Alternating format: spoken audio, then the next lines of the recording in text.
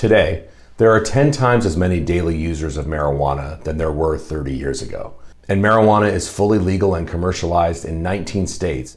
The marijuana industry, which is funded heavily by big tobacco, is pushing hard for the legalization and commercialization of today's high-potent marijuana. So now is a good time to review what we've learned about the consequences of legalization, starting with the health effects of pot. Despite the industry spending millions of dollars to convince you that marijuana is harmless or even good for you, the research is clear.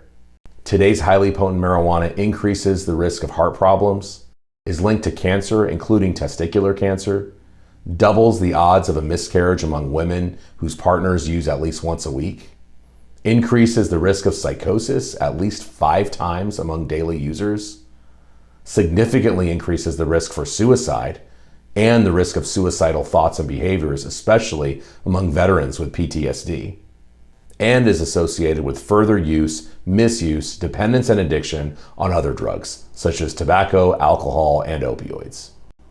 Today's marijuana has been engineered to be up to 100% pure THC, a far cry from the Woodstock weed where THC levels hovered around 3 to 5%. And this high-potency marijuana has contributed to addiction rates higher than we've ever seen. At least 1 in 3 people who used marijuana in the past year meet the criteria for cannabis use disorder or addiction. It's not rocket science. When you legalize marijuana for adults, use goes up, especially among young people. Rates of marijuana use disorder, for example, increased 25% among 12 to 17-year-olds in legal states versus non-legal states. But what about the argument that since alcohol and tobacco are legal, marijuana should be legal too? But that argument is flawed in at least 2 ways. 1, marijuana carries greater mental health risks than those drugs and is more detrimental to the heart and brain. And 2, even if marijuana were no more harmful than alcohol and tobacco, why would we want to increase the availability and consumption of just another toxic and addictive substance? That's kind of like saying, since my headlights are broken, I think I'll break my taillights too, just to be consistent. We are already in the midst of an unprecedented mental health and addiction crisis. Why pour gas on the fire? What about the libertarian argument? The argument that even if all of the above is true, what I do to my own body is my own business, not yours and not the government's. If only that were the case. Marijuana smoke produces at least 4 times as much lung-damaging particulate matter as tobacco smoke, meaning the secondhand smoke results can be worse. And marijuana contains many of the same cancer-causing chemicals. As people that live in areas with legal marijuana can tell you, you are now breathing in far more toxic marijuana smoke than you ever have before. Whether they're at the park, on the road, or even at home, smelling marijuana from your neighbor's place. Pot can travel hundreds of feet from its source. If you live in a multi-unit condo building, for example, with a shared ventilation system, you're especially at risk of being forced to breathe in whatever your neighbors are smoking or vaping.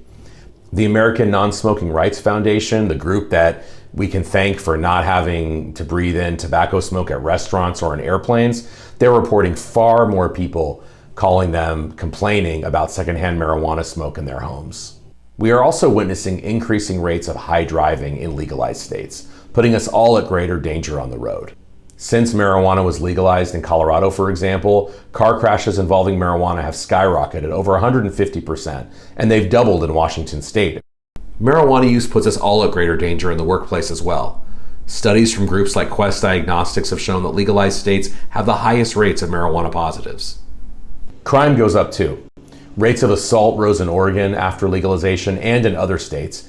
And in addition, research has shown that if you live near a pot shop, you're much more likely to see increases in crime. So no, it's not an individual rights issue. It's a community health and safety problem.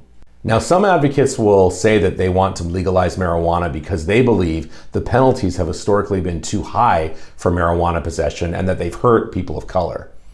If your goal is to lessen the penalties of use, why would you also want to commercialize marijuana, creating a multi-billion-dollar industry where it can be sold and advertised, benefiting big business? That's because most legalizers aren't actually interested in social justice.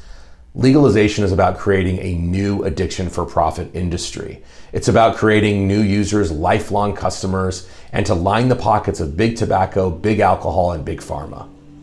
The vast majority of pot dispensaries are located in poorer communities of color.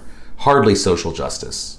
And by the way, Getting caught with marijuana has never been a major source of incarceration in our country. People that are in prison for marijuana comprise fewer than 1% of the federal population, and even if you look at all drugs, it's fewer than 3% of the state population.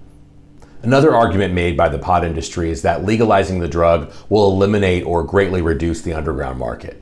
But we've actually seen the opposite's been the case. Why?